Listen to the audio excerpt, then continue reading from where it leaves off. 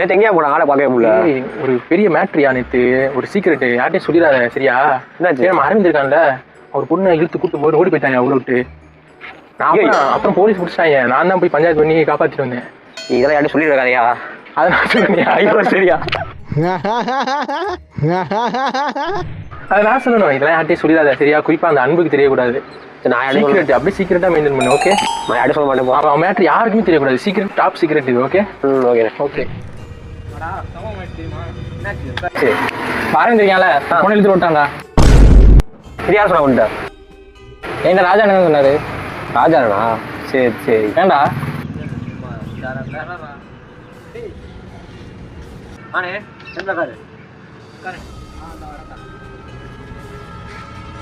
இல்லை சீக்கிரம் சொல்லிட்டு அவன்கிட்ட சொல்லிட்டேன். என்னடா பேசிருக்கீங்க? சீக்கிரம் சொல்லிட்டு அந்த மேட்ரு சொல்லிட்டீங்க எல்லாத்தையும். அது அது வந்து நான் சீக்கிரட்டாக தான் வச்சுருக்கேன். அது வந்து ஒரு இன்ஃபர்மேஷன், உங்களுக்கு நான் இன்ஃபர்மேஷன் கொடுக்குறேன். அதுவுமே எனக்கு வந்து எவனா சீக்கிரட்னு சொன்னான்னு வச்சுக்குவேன், அதெல்லாம் வச்சுக்குவேன் பத்திரமா. ஆனால் அந்த சீக்கிரட்டான விஷயத்தை மட்டும் நான் எல்லாத்தையும் இந்த மாதிரி நடந்துச்சுரா அப்படிங்கிறேன். நம்ம அரவிந்த் இருக்கானே, அரவிந்த் அந்த பொண்ணை இழுத்து போகும்போது கூட அவங்க அப்பா அம்மா வந்து எனக்கு வந்து கேட்டாங்க, எங்கே போனான் உனக்கு எதுக்கு தெரியுங்களப்பா, சொல்லுப்பான்னு.